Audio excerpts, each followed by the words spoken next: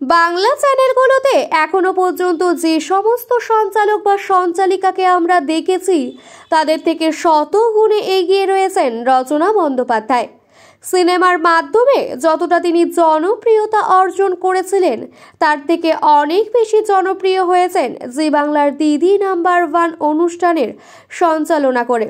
তবে জানলে অবাক হয়ে যাবেন যে অভিনেত্রীকে আপনারা রচনা নামে চেনেন তার আসল নাম কিন্তু এটি নয়। তাহলে রচনার আসল নাম কি? কেন তিনি বদলেছেন তার নাম? 1993 সালে দান প্রতিদান নামক একটি সিনেমার হাত ধরে রচনার অভিনয় জগতের সূচনা হয়। টলিউড তো বটেই, বলিউড এবং ওড়িয়া সিনেমাতেও তিনি কাজ করেছেন সমানভাবে। কাজ করেছেন প্রসেনজিৎ থেকে অমিতাভ বচ্চন সকলের সঙ্গে। কিন্তু অভিনেত্রীর ব্যর্থ সার্টিফিকেটে কোথাও নেই রচনা নামটি উল্লেখ। তাহলে রচনার আসল নাম কি? অনেকেই জানেন না অভিনেত্রীর আসল নাম ঝুমঝুম বন্দ্যোপাধ্যায়। রচনার বাবা রবীন্দ্রনাথ বন্দ্যোপাধ্যায়ও অভিনয় জগতের সঙ্গে যুক্ত ছিলেন। বাবার হাত ধরে প্রথম স্টুডিও পাড়ায় এসেছিলেন রচনা। অভিনেত্রীর সাফল্যের পেছনে যে অনেক বড় হাত রয়েছে তার বাবার, তা বলাই বাহুল্য। আরও একজন ছিলেন যিনি রচনার এই সাফল্যের জন্য দায়ী। তিনি হলেন সুখেন দাস। সুখেন দাস ছিলেন ইন্ডাস্ট্রির একজন বিখ্যাত পরিচালক। রচনা বন্দ্যোপাধ্যায়ের বাবার বন্ধু ছিলেন তিনি।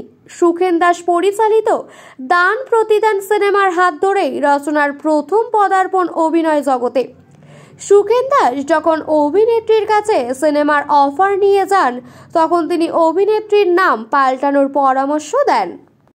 পরিচালক বলেন, এই ঝুমঝুম নামটা একেবারেই চলবে না, মনে হবে মুনমুনের মেয়ে ঝুমঝুম। তাহলে কি নাম রাখা যায়?